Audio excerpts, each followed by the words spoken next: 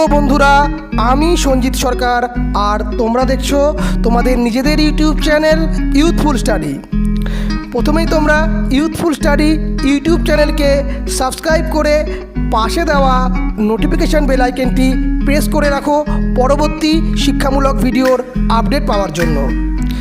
এরপরে তোমরা চলে যাও ভিডিওতে। ভিডিওটি ভালো লাগলে অবশ্যই ভিডিওটিকে তোমরা লাইক করবে, তোমরা শেয়ার করবে তোমাদের বন্ধুদের সঙ্গে হোয়াটসঅ্যাপ এবং ফেসবুকে, এবং অন্যদের জানাতে কিন্তু অবশ্যই সাহায্য করবে। এবং তোমরা তোমাদের প্রবলেম বা ভিডিওটি কেমন লাগলো সমস্ত কিছুই কিন্তু কমেন্ট করে জানাবে, যাতে তোমাদের কমেন্ট পেয়ে আমরা অনুপ্রেরণা পাই এবং তোমাদের কোনো প্রবলেম থাকলে তার সলিউশন করে দিতে পারি। তো চলো শুরু করা যাক আজকের ভিডিওটি। নমস্কার, আমি সুখেন্দু নন্দী বলছি। আমার প্রিয় ছাত্রছাত্রীরা, এই লকডাউন পরিস্থিতিতে তোমরা নিশ্চয়ই সকলে সুস্থ আছো, বাড়িতে আছো। আমি এর আগের দিন দশম শ্রেণীর রসায়নের একটা অধ্যায় পড়িয়েছিলাম, আয়নীয় যোজ্যতা ও সমযোজ্যতা। আজকে আমরা পড়ব পর্যায় সারণী। তোমরা খাতা কলম নিয়ে রেডি হয়ে বসো।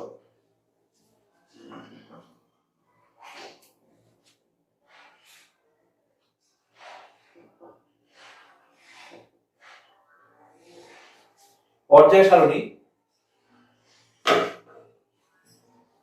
বা পিরিয়ডিক টেবিল। পর্যায় সারণী ঘটনাটা কি সেটাই জানতে হবে। পর্যায় সারণী হলো রসায়নের একটি খুব গুরুত্বপূর্ণ জিনিস। এই পর্যায় সারণী সম্পর্কে ভালো ধারণা না থাকলে রসায়ন পড়তে বা বুঝতে অসুবিধা হবে। প্রকৃতিতে মৌল সংখ্যা 92, তারপরও কৃত্রিমভাবে মৌল আবিষ্কার হয়েছে। এই যে এতগুলো মৌল সম্পর্কে তাদের ভৌত ধর্ম, রাসায়নিক ধর্ম এগুলো জানা নিশ্চয়ই খুব পরিশ্রম সাপেক্ষ ব্যাপার।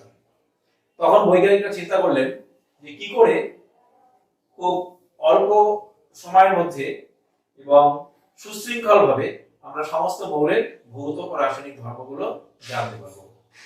তার জন্য প্রথম যে বৈজ্ঞানিক প্রচেষ্টা চালিয়েছিলেন তার নাম রবেরিনা। তিনি একটা সূত্র দিলেন, ত্রয়ী সূত্র। এই ত্রয়ী সূত্রতে বলা হলো যে পরপর 3টি মৌলকে সাজাতে হবে এমন ভাবে যেন প্রথম এবং তৃতীয় মৌলের পারমাণবিক ভরের গড় মান মাঝে বা দ্বিতীয় মৌলের সঙ্গে সমান হয়। কিরকম? Lithium, sodium, potassium. লিথিয়ামের পারমাণবিক ভর 7, পটাশিয়ামের পারমাণবিক ভর 39। দেখা গেল এই দুটো পারমাণবিক ভরের গড় মান সেটাই হচ্ছে সোডিয়ামের পারমাণবিক ভর, অর্থাৎ 7 + 39/2 23। এই 23টা সোডিয়ামের পারমাণবিক ভরের মান। তাহলে এইভাবে তিনটে মৌলকে সমরাসায়নিক ধর্মী 3টা মৌলকে এমন ভাবে পরপর সাজানো হলো যেন প্রথম এবং তৃতীয়টির পারমাণবিক ভরের গড় মান মাঝেরটির পারমাণবিক ভরের সঙ্গে সমান হয়। এটাকে বলা হলো ত্রয়ী সূত্র। তবে এই ত্রয়ী সূত্র দিয়ে সমস্ত মৌলের ধর্ম ব্যাখ্যা করা গেল না, অর্থাৎ সমস্ত মৌলের ক্ষেত্রে এই সূত্রটা প্রযোজ্য হলো না। এরপরে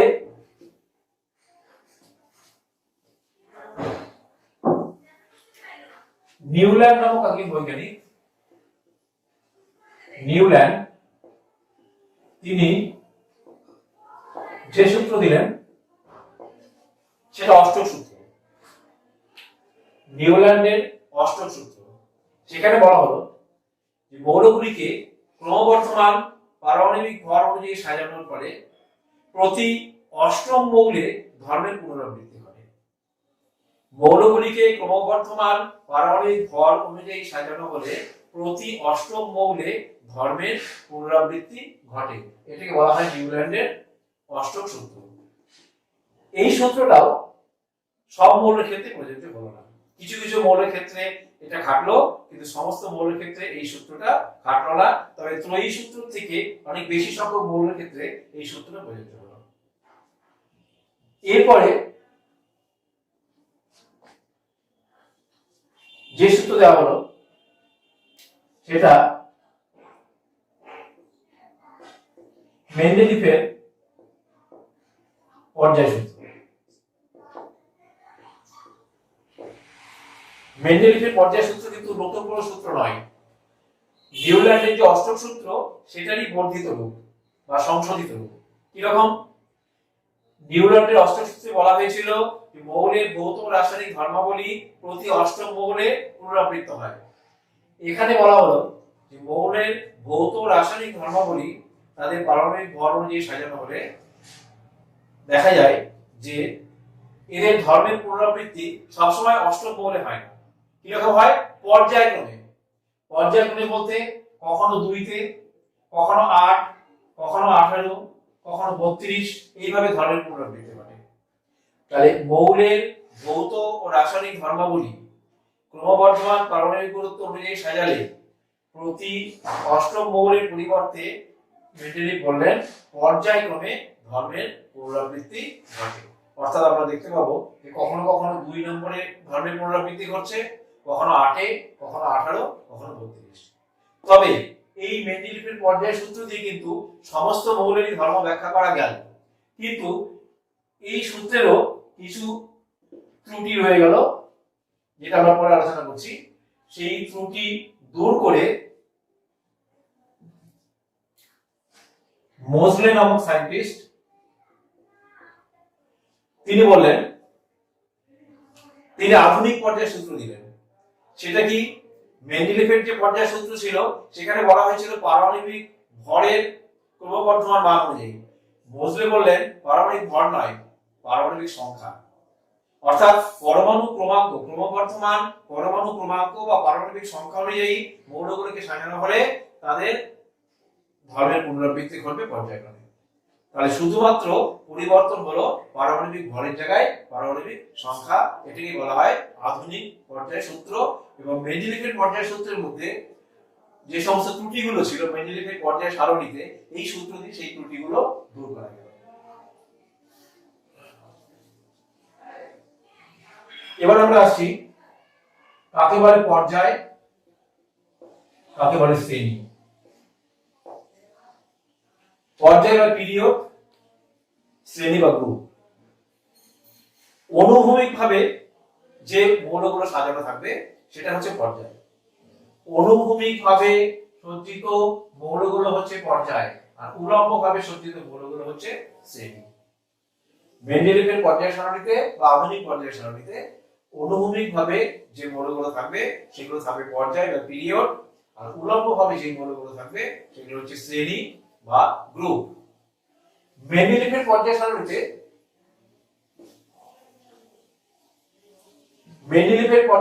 থাকে 7টি পর্যায়, আর শ্রেণী থাকে 10টি।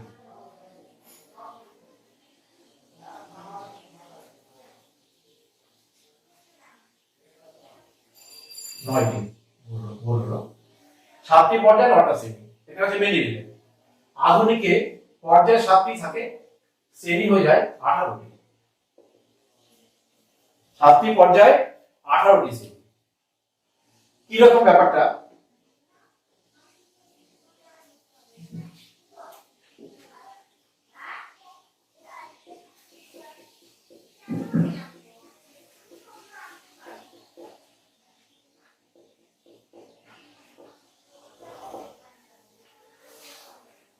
মেন্ডেলিফের পর্যায় সারণীতে 1 2 3 4 5 6 7 8 9 এর পরিবর্তে 0, এই ছিল 9টা শ্রেণী। মেন্ডেলিফের পর্যায় সারণীতে বলা হয়েছিল পর্যায় সারণীতে যে 1 থেকে 7 পর্যন্ত প্রত্যেকটা শ্রেণীর মধ্যে এ বি দুটো উপশ্রেণী থাকবে। অর্থাৎ 1 AB, 2 AB,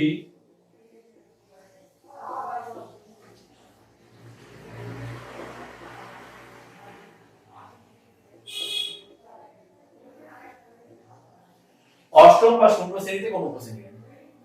1 থেকে 7 পর্যন্ত প্রত্যেকটা শ্রেণীর মধ্যে এ এবং বি আলাদা আলাদা উপশ্রেণী থাকবে, কিন্তু অষ্টম শ্রেণী বা শূন্য শ্রেণীতে কোনো উপশ্রেণী নাই। কিন্তু অষ্টম শ্রেণীতে তিনটে করে মৌল পাশাপাশি থাকে। অষ্টম শ্রেণীতে তিনটি মৌল পাশাপাশি থাকে। আচ্ছা, এটা হচ্ছে মেন্ডেলিভের পর্যায় সারণী। আধুনিক পর্যায় সারণীতে বলা হলো উপশ্রেণী বলে কিছু হবে না, উপশ্রেণীর পরিবর্তে সেগুলো প্রত্যেকটাই শ্রেণী। অর্থাৎ সেক্ষেত্রে 1 2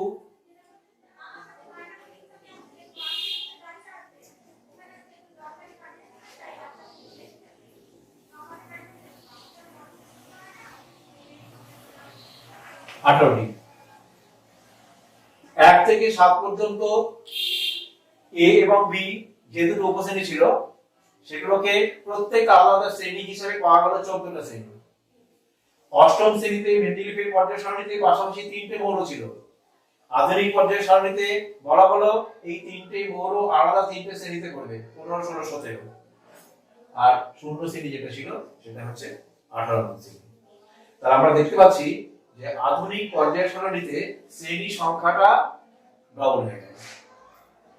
পর্যায় কিন্তু মেন্ডেলিভের পর্যায় সারণীতে এবং আধুনিক পর্যায় সারণীতে একই থাকবে। এবার আমরা আসি পর্যায়গুলো কি রকম।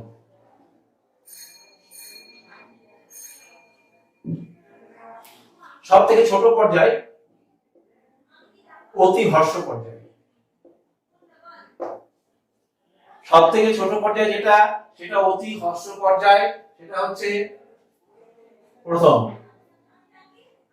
1 নং। সেখানে মৌল থাকে দুটি, হাইড্রোজেন এবং হিলিয়াম।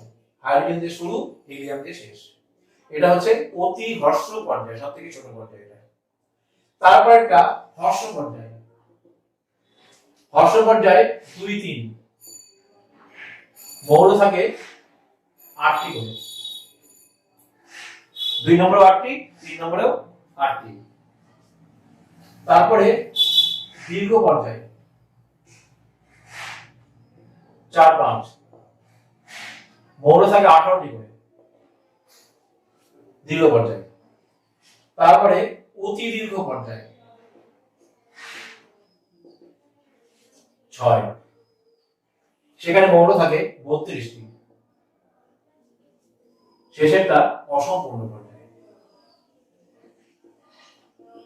অসম্পূর্ণ পর্যায় এটা সপ্তম। এই হচ্ছে পর্যায় ব্যাখ্যা। অর্থাৎ প্রথম যে পর্যায় সেখানে দুটো মৌল থাকে, ওটা 1 নং পর্যায়। 2 এবং 3 নং পর্যায় দুটোতে 8টা করে মৌল থাকে, এগুলো হচ্ছে হ্রস্ব পর্যায়। 4 এবং 5 18টা করে মৌল থাকে, দীর্ঘ পর্যায়। 6 নম্বর অতি দীর্ঘ পর্যায়, সবচেয়ে বড় এটা, মৌল থাকে 32টি। আর শেষেরটা হচ্ছে অসম্পূর্ণ পর্যায়, যেখানে সপ্তম পর্যায় বলা হয়, এটা অসম্পূর্ণ। এখানে কৃত্রিমভাবে আবিষ্কৃত যে মৌলগুলো সেগুলোকে বসানো হয়।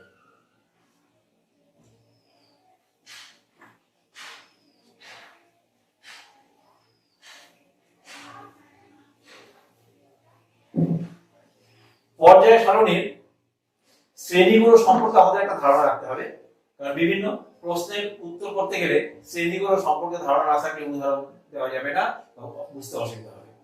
তো সেক্ষেত্রে সম্পূর্ণ পর্যায় সারণী মনে থাকার দরকার নেই, প্রত্যেকটা শ্রেণীতে কয়েকটা করে মৌলের কথা আমরা মনে রাখবো। যেমন প্রথম শ্রেণীতে হাইড্রোজেন, লিথিয়াম, সোডিয়াম, পটাশিয়াম। দ্বিতীয় শ্রেণীতে বেরিলিয়াম, ম্যাগনেসিয়াম, ক্যালসিয়াম, স্ট্রনসিয়াম। তৃতীয় শ্রেণীতে বোরন, অ্যালুমিনিয়াম, গ্যালিয়াম, ইন্ডিয়াম। চতুর্থ শ্রেণীতে কার্বন, সিলিকন,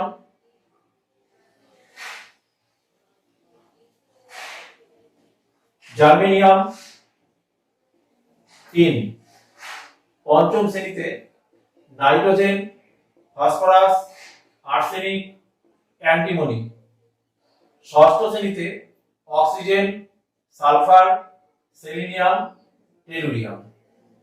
সপ্তম শ্রেণীতে ক্লোরিন, ক্লোরিন, ব্রোমিন, আয়োডিন। অষ্টম শ্রেণীতে পাশাপাশি তিনটা মৌল আয়রন, কোবাল্ট, নিকেল। আর শূন্য শ্রেণীতে নিষ্ক্রিয় মৌল হিলিয়াম, নিয়ন, আর্গন, ক্রিপ্টন, জেনন ইত্যাদি। এইটুকু পর্যায় সারণী একটু চেষ্টা করে মনে রাখতে পারবে তোমরা। আবার বলছি, প্রথম শ্রেণীতে হাইড্রোজেন, লিথিয়াম, সোডিয়াম, পটাশিয়াম এদের বলে ক্ষার ধাতু, এদের বলা হয় ক্ষার ধাতু, অ্যালকালি মেটাল বা ক্ষার ধাতু।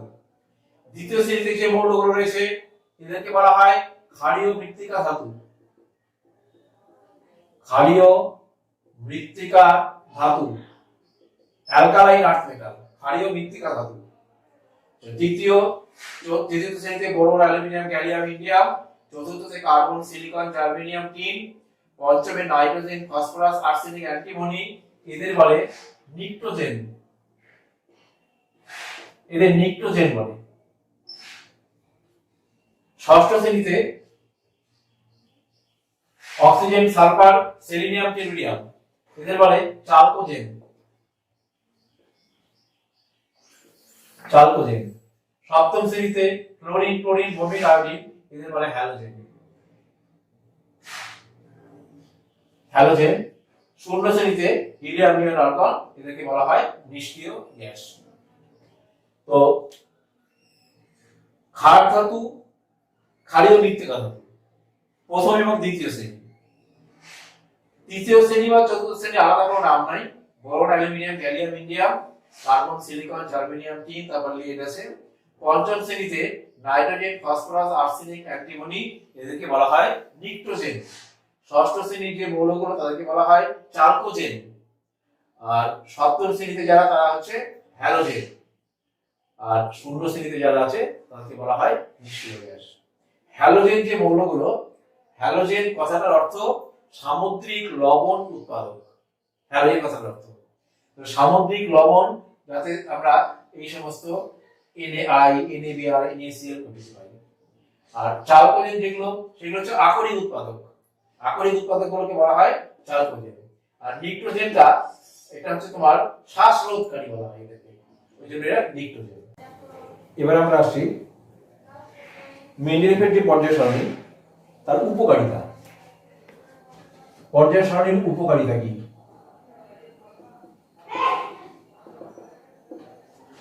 প্রথমত মৌলের সুবিন্যস্ত শ্রেণীবিভাগ।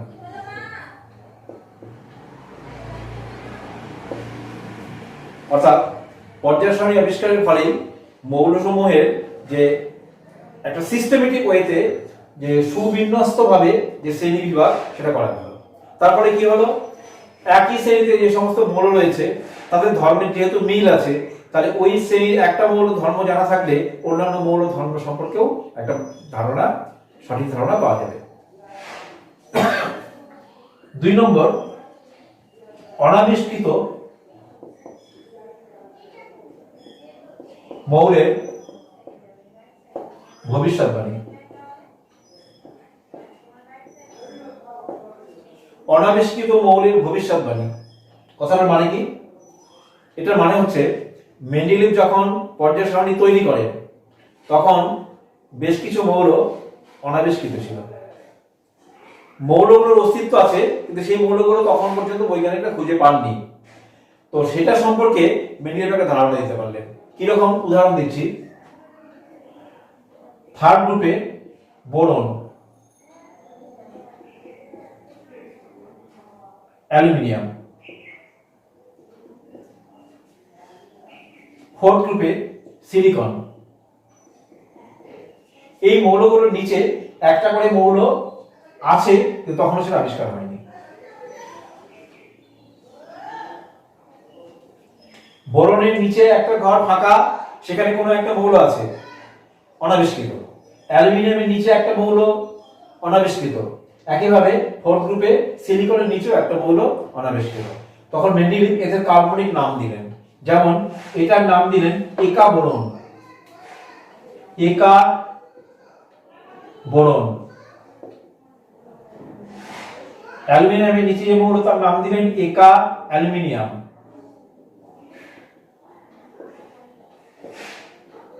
সিলিকনের নিচে একা সিলিকন। এই মৌলগুলো শুধু নামই দিলেন না, এদের যাবতীয় ধর্ম তিনি বলে গেলেন। কিরকম ধর্ম? তাদের ভৌত ধর্ম এবং কিছু কিছু রাসায়নিক ধর্ম। এই ধর্মটা তিনি বলতে পারলেন, ওই গ্রুপের অন্যান্য মৌলের ধর্ম সম্পর্কে যেহেতু ধারণা আছে, তার থেকে তিনি এই অনাবিষ্কৃত মৌলগুলোর ভৌত রাসায়নিক ধর্ম সম্পর্কে ধারণা দিয়ে দিলেন। এই ধারণা দেওয়ার ফলে পরবর্তীকালে বৈজ্ঞানিকদের মৌলগুলো আবিষ্কার অনেক সহজ হয়ে গেল এবং সত্যি সত্যি মৌল তিনটা আবিষ্কার হলো, একা বোরন যার নাম হলো স্ক্যান্ডিয়াম, একা অ্যালুমিনিয়াম যার নাম হলো গ্যালিয়াম, একা সিলিকন যার নাম হলো জার্মেনিয়াম। তাহলে এই যে স্ক্যান্ডিয়াম, গ্যালিয়াম এবং জার্মেনিয়াম, এই মৌলগুলো মেন্ডেলিভের পর্যায় সারণী আবিষ্কারের সময় অনাবিষ্কৃত ছিল, কিন্তু পরবর্তীকালে এই মৌলগুলো খুঁজে পাওয়াটা অনেক সহজসাধ্য হলো। এছাড়াও 3 নম্বর হচ্ছে বেশ কিছু মৌলের যোজ্যতা সংশোধন করা হয়। অর্থাৎ মেন্ডেলিভের পর্যায় সারণী তৈরি করার সময় কিছু কিছু মৌলের যোজ্যতা সম্পর্কে ভুল ধারণা ছিল, সেই যোজ্যতাটাও এই পর্যায় সারণী আবিষ্কারের পরে সংশোধন হয়। এগুলো কেন হচ্ছে উপকারিতা। এবার আমরা আসি মেন্ডেলিভের পর্যায় সারণীর ত্রুটি। মেন্ডেলিভের পর্যায় সারণীর ত্রুটি কি কি? প্রথম যে ত্রুটি সেটা হচ্ছে পারমাণবিক গুরুত্বের ক্রম সর্বদা মানা হয়নি। সূত্রের মধ্যে বলা হয়েছিল ক্রমবর্ধমান পারমাণবিক গুরুত্ব। পরবর্তীকালে দেখা গেল পারমাণবিক গুরুত্ব যার কম তাকে আগে, যার বেশি তাকে পরে বসানোর কথা। পরবর্তীকালে দেখা গেল কয়েকটা জায়গায় এই নিয়মের ব্যতিক্রম হয়েছে। যেরকম আর্গন আর পটাশিয়াম, পর্যায় সারণীতে আর্গন আগে, পটাশিয়াম পরে। আর্গনের পারমাণবিক ভর 39.9, পটাশিয়ামে কিন্তু 39। তাহলে পারমাণবিক ভরের ক্রম অনুযায়ী বসাতে গেলে পটাশিয়াম আগে হওয়া উচিত ছিল, আর্গন পরে হওয়া উচিত ছিল, কিন্তু দেখা গেল আর্গনই আগে রয়েছে, পটাশিয়াম পরে রয়েছে। এরকম আরো কয়েকটা জায়গায় পারমাণবিক গুরুত্বের ক্রম লঙ্ঘিত হয়েছে। 2 নম্বর,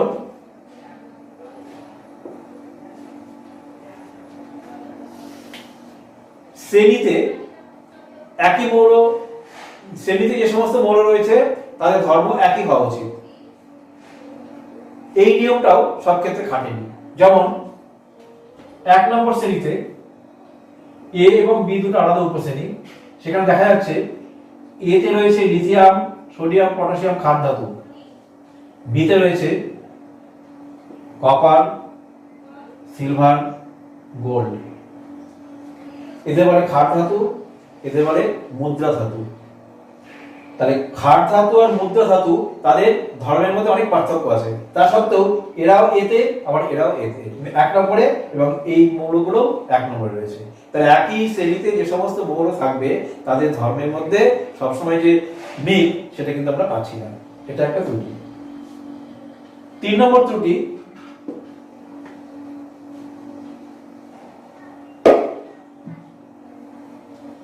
ষষ্ঠ পর্যায়ে তৃতীয় শ্রেণীতে, ষষ্ঠ পর্যায়ে তৃতীয় শ্রেণী, সেখানে সিলিয়াম থেকে লুটিসিয়াম এই 14টা মৌল একসঙ্গে বসানো হচ্ছে। এই মৌলগুলোকে বলা হয় ল্যান্থানাইটস। ল্যান্থানাইটস বাংলায় বলে বিরল মৃত্তিকা মৌল।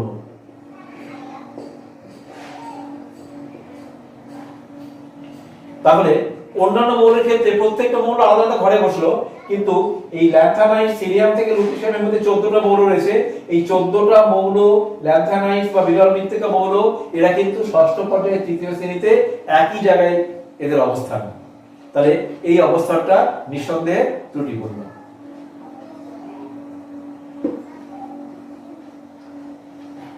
আইসোটোপ একই মৌলের যে আইসোটোপ হয় তাদের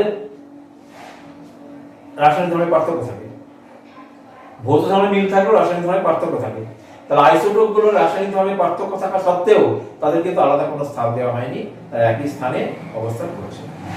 তাহলে এরকম বেশ কিছু ত্রুটি আমরা মেন্ডেলিভের পর্যায় সারণীতে পাবো, যেগুলো আধুনিক পর্যায় সারণীতে এই ত্রুটিগুলোকে দূর করা হয়েছে। আচ্ছা, এবার আমরা আসি একটা গুরুত্বপূর্ণ প্রশ্ন, যেটা মাধ্যমিক পরীক্ষাতে অবশ্যই থাকে। কতগুলো মৌল দিয়ে বলে দেওয়া হবে পর্যায় সারণীতে এদের অবস্থান। কিরকম? সোডিয়াম বলা হলো সোডিয়ামের পর্যায় সারণীতে অবস্থান কোথায়। তোমাকে জানতে হবে সোডিয়ামের পরমাণু ক্রমাঙ্ক কত, 11। ইলেকট্রন বিন্যাস 281। তো আমরা এখানে কটা ঘর পাচ্ছি? 3টে ঘর। তৃতীয় পর্যায়ের শেষের সংখ্যাটা 1, প্রথম শ্রেণী। এই হচ্ছে সোডিয়ামের অবস্থান পর্যায় সারণীতে, তৃতীয় পর্যায়ের প্রথম শ্রেণী। এটা মেন্ডেলিভের সারণীতেও তাই, আধুনিক পর্যায় সারণীতেও তাই। অ্যালুমিনিয়াম 13, ইলেকট্রন বিন্যাস 283। তাহলে এটা হবে তৃতীয় পর্যায়ের তৃতীয় শ্রেণী। এই যে বললাম তৃতীয় পর্যায়ে তৃতীয় শ্রেণী, এটা কিন্তু মেন্ডেলিভের পর্যায় সারণীতে। আধুনিক পর্যায় সারণীতে এটা হবে তৃতীয় পর্যায়ের 13 নং শ্রেণী। অর্থাৎ আধুনিক পর্যায় সারণীতে 10 যোগ করতে হবে, প্রথম আর দ্বিতীয় ক্ষেত্রে নয়। প্রথম শ্রেণী আর দ্বিতীয় শ্রেণীর ক্ষেত্রে 10 যোগ করতে হবে না, 1 এবং 2 ওটা ঠিকই থাকবে। তারপর থেকে প্রত্যেকটা ক্ষেত্রে 10 করে যোগ করে যেটা হবে সেটা হবে আধুনিক শ্রেণী। যেমন তৃতীয় পর্যায়ে তৃতীয় শ্রেণী ছিল, কিন্তু সেটা আধুনিক হয়ে গেল তৃতীয় পর্যায়ের 13 নং শ্রেণী। আর যদি কখনো শেষে 8 থাকে, তোমার আর্গন 288, সেক্ষেত্রে এই হিসাব অনুযায়ী তৃতীয় পর্যায়ের অষ্টম শ্রেণী হওয়ার কথা, কিন্তু শেষে 8 থাকা মানে সেটা নিষ্ক্রিয় মৌল। তখন বলতে হবে এটা তৃতীয় পর্যায়ের তৃতীয় শ্রেণী। তৃতীয় পর্যায়ের শেষে 8 মানে শূন্য শ্রেণী, এটা মেন্ডেলিভ। আর আধুনিক হবে তৃতীয় পর্যায়ের 18 নং শ্রেণী, যেহেতু নিষ্ক্রিয় মৌলগুলো 18তে থাকে। তাহলে এই শুধু নিষ্ক্রিয় ক্ষেত্রেই এই নিয়মটা আলাদা হয়ে যাচ্ছে, তাছাড়া বাদ বাকিগুলো যে নিয়ম বললাম সেই নিয়ম অনুযায়ী হবে।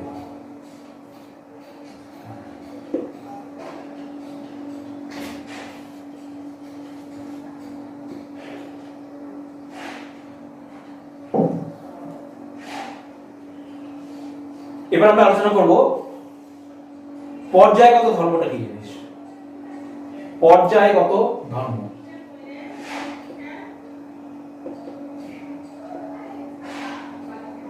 সেই ধর্মগুলো কি কি? পর্যায়গত ধর্ম হলো মৌলিক যে সমস্ত ধর্ম পর্যায়গতভাবে পরিবর্তিত হয়। পর্যায়গতভাবে পরিবর্তনশীল মানে অর্থাৎ বৃদ্ধি পাচ্ছে সেটা ক্রমান্বয়ে বৃদ্ধি করে, হ্রাস পাচ্ছে সেটা ক্রমান্বয়ে হ্রাসই করে। মানে বৃদ্ধি পেল কিছুটা, তারপরে আবার হ্রাস পেল, আবার বৃদ্ধি পেল, এরকম কখনো ঘটবে না। তাহলে যে ধর্মগুলো পর্যায়গতভাবে পরিবর্তনশীল হবে সেগুলো হচ্ছে পর্যায়গত ধর্ম। ঠিক আছে, সেই ধর্মগুলো আমরা দেখতে পাবো একটু পরে। কি কি সেই ধর্মগুলো? হচ্ছে পরমাণুর আকার, অপরাতনিক ধর্মিতা বা ইলেকট্রোনেগেটিভিটি ইত্যাদি। আর যে ধর্মগুলো পর্যায়গত নয়, পর্যায়গত নয় যে ধর্মগুলো, সেই ধর্মগুলো আমরা তেজস্ক্রিয়তা, এই তেজস্ক্রিয়তা ধর্মটা দেখতে পাবো যে এটা তোমার পর্যায়গত ধর্ম নয়, কারণ এটা একই হারে ক্রমান্বয়ে বৃদ্ধি পাচ্ছে বা ক্রমান্বয়ে হ্রাস পাচ্ছে, সেই ঘটনাটা এখানে ঘটছে না। তো প্রথমে আমরা আসি পরমাণুর আকার। পরমাণুর আকার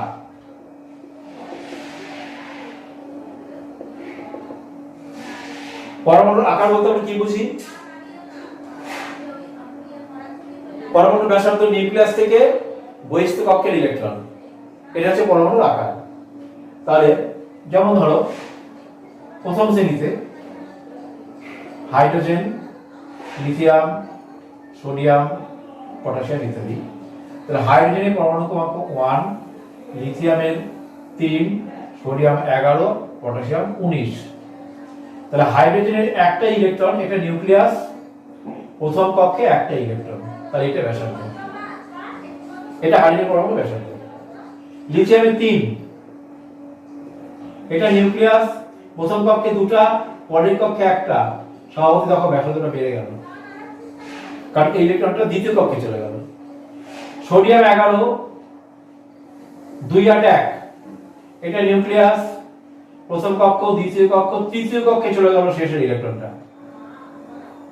পটাশিয়াম 19, 2 8 8 1, এখানে নিউক্লিয়াস, প্রথম, দ্বিতীয়, তৃতীয়, চতুর্থ কক্ষে চলে গেল। তাহলে কি দেখতে পাচ্ছি আমরা, একটা শ্রেণীতে উপর থেকে নিচে নামলে পরমাণুর ব্যাসার্ধ ক্রমশ বৃদ্ধি পায়। ব্যাসার্ধ বৃদ্ধি পাওয়া মানেই পরমাণুর আকার ক্রমশ বৃদ্ধি পায়। যত উপর থেকে নিচে যাওয়া যাবে প্রত্যেকটা শ্রেণীতে, তত ব্যাসার্ধ ক্রমশ বৃদ্ধি পাবে। এবার একই শ্রেণীর কয়েকটা মৌল তাদেরকে উল্টা পাল্টা করে সাজিয়ে দিতে পারে, দিয়ে বলতে পারে এদেরকে ক্রমবর্ধমান পরমাণুর ব্যাসার্ধ অনুযায়ী সাজাও। তাহলে তোমাকে জানতে হবে ওই শ্রেণীতে যে মৌলগুলো রয়েছে সেগুলো উপর থেকে নিচে কিভাবে রয়েছে সেইভাবে তুমি ওটাকে সাজাবে। এবার আমরা আসি পর্যায়ে কি হচ্ছে। পর্যায়ে এক উদাহরণ দেওয়া যাক। এটা প্রথম পর্যায়, হাইড্রোজেন, প্রথম পর্যায়ে হাইড্রোজেন শুধু, আর এদিকে হিলিয়াম। দ্বিতীয় পর্যায়ের ব্যাখ্যাটা দিলে বুঝতে সুবিধা হবে। দ্বিতীয় পর্যায়ে শুরু হয় লিথিয়াম দিয়ে, লিথিয়াম, বেরিলিয়াম, বোরন,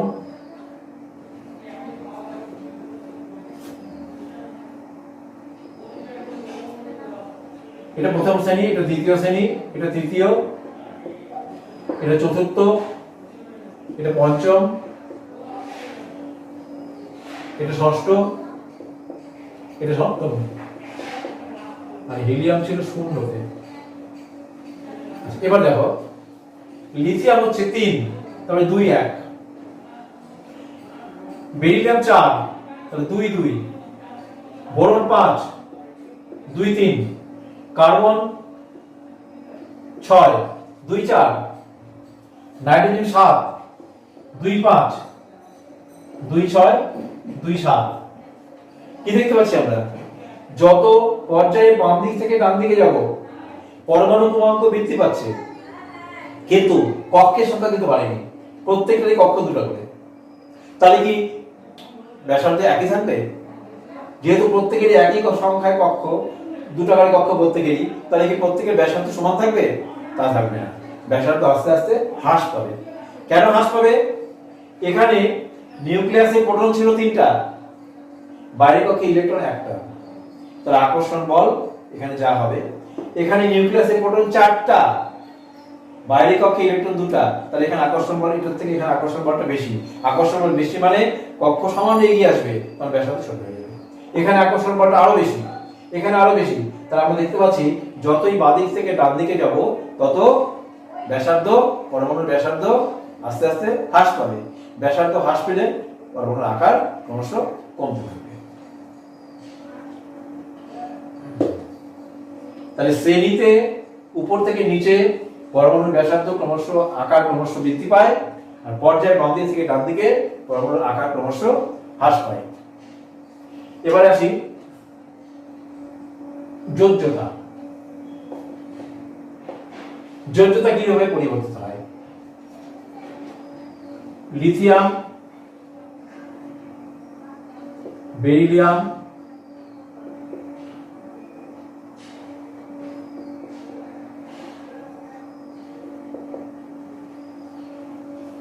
এটা প্রথম শ্রেণীর মৌল, দ্বিতীয়, তৃতীয়, চতুর্থ, পঞ্চম, ষষ্ঠ, সপ্তম।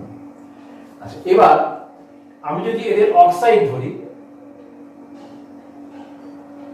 এদের যদি অক্সাইড হিসাব করি, লিথিয়াম অক্সাইড হচ্ছে Li2O,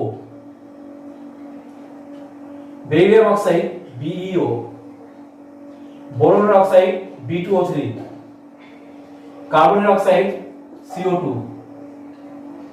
nitrogen oxide N2O5, oxygen তো নিজে অক্সিজেন, একটু অক্সাইড হবে না। এবার আসি ফ্লোরিনের অক্সাইড F2O। তাহলে এখানে আমরা যোজ্যতা পাচ্ছি লিথিয়ামের 1, অক্সিজেন 2, লিথিয়াম 1। এখানে অক্সিজেন 2, বেরিলিয়াম 2, তাহলে এখানে যোজ্যতা 2, এখানে 3, এখানে 4, এখানে 5, এখানে অক্সাইডের যে যোজ্যতা সেটা 6 হবে, এখানে আসবে 7। তাহলে কি দেখা যাচ্ছে, বাঁ দিক থেকে যত আমরা ডান দিকে যাব তত যোজ্যতা ক্রমশ বৃদ্ধি পাচ্ছে। অর্থাৎ যে মৌল যে শ্রেণীতে তার অক্সিজেন ভিত্তিক যোজ্যতা তাই হবে। তাই যোজ্যতাও নিঃসন্দেহে একটি পর্যায়গত ধর্ম।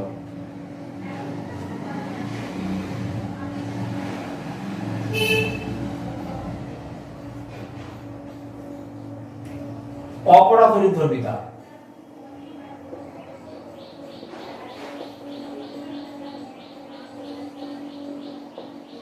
ইংরেজিতে বলা হয় ইলেকট্রোনেগেটিভিটি, বাংলায় অপরাধরিধর্মিতা। অপরাধরিধর্মিতা জিনিসটা কি? সেটা হচ্ছে কোন প্রসম মৌলের পরমাণু সমযোজী বন্ধনে আবদ্ধ ইলেকট্রন জোড়কে কাছে টানার যে প্রবণতা। অর্থাৎ এ আর বি, তাদের মধ্যে একজন ইলেকট্রন রয়েছে, এই ইলেকট্রন জোড়া যার কাছে এগিয়ে আসবে তার অপরাধরিধর্মিতা বেশি। সমযোজী বন্ধনে আবদ্ধ ইলেকট্রন জোড়কে কাছে টানার প্রবণতা। অর্থাৎ আমি এখানে যেভাবে লিখেছি তাতে দেখা যাচ্ছে এ আর বি এর অপরাধরিধর্মিতা সমান, কিন্তু যদি আমি এইভাবে লিখতাম তাহলে কি সমান হতো? তাহলে এ এর অপরাধরিধর্মিতা বি অপেক্ষা বেশি, কারণ ইলেকট্রন জোড় এ থেকে সরে এসেছে। যদি এইভাবে লিখতাম তাহলে কি হতো? বি এর অপরাধরিধর্মিতা এ অপেক্ষা বেশি। তাহলে সমযোজী বন্ধনে আবদ্ধ ইলেকট্রন জোড় কাছে টানার যে প্রবণতা সেটাই হচ্ছে অপরাধরিধর্মিতা। এইবার অপরাধরিধর্মিতা পরমাণুর আকারের সঙ্গে ব্যস্তানুপাতে পরিবর্তিত হয়। কিরকম? পরমাণুর আকার যত হ্রাস পাবে তত অপরাধরিধর্মিতা বৃদ্ধি পাবে, পরমাণুর আকার যত বৃদ্ধি পাবে তত অপরাধরিধর্মিতা হ্রাস পাবে। তাহলে দেখা যাচ্ছে পর্যায়ে বাম দিক থেকে ডান দিকে পরমাণুর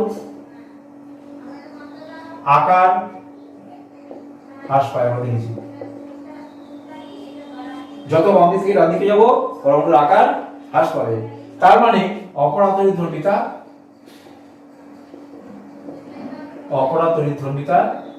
বৃদ্ধি পাবে। পর্যায়ে বাম থেকে ডান দিকে পরমাণুর আকার ক্রমশ হ্রাস পায়, সুতরাং অপরাধরিধর্মিতা ক্রমশ বৃদ্ধি পায়। আর শ্রেণীতে উপর থেকে নিচে উল্টো ঘটনা ঘটবে। শ্রেণীতে উপর থেকে নিচে পরমাণুর আকার বৃদ্ধি পায়, দেখেছি আমরা। তাহলে শ্রেণীতে উপর থেকে নিচে পরমাণুর আকার বৃদ্ধি পায়, তাহলে অপরাধরিধর্মিতা কি হবে? অপরাধরিধর্মিতা হ্রাস পাবে। যত উপর থেকে নিচে নামবো আমরা শ্রেণীতে তত অপরাধরিধর্মিতা ক্রমশ কমতে থাকবে। তাহলে মনে রাখতে হবে পরমাণুর আকারের সঙ্গে অপরাধরিধর্মিতা ব্যস্তানুপাতে পরিবর্তিত হয়। এবারে আমরা আসি আয়নীয় বিভব।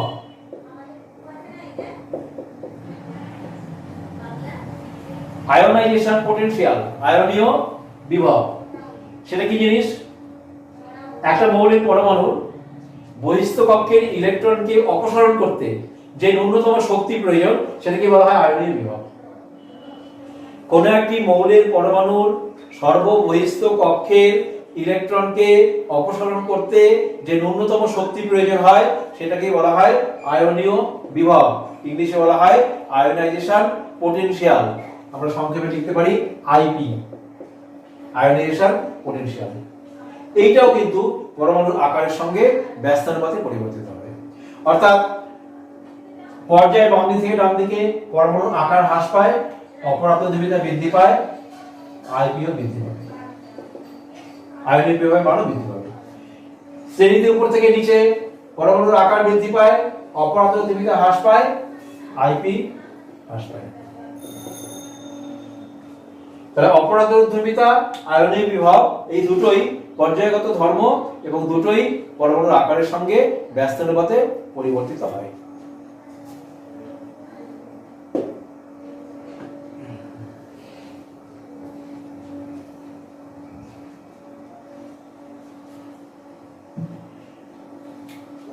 একটা খুব গুরুত্বপূর্ণ প্রশ্ন, হাইড্রোজেনকে দুষ্ট মৌল বলে, কেন বলে?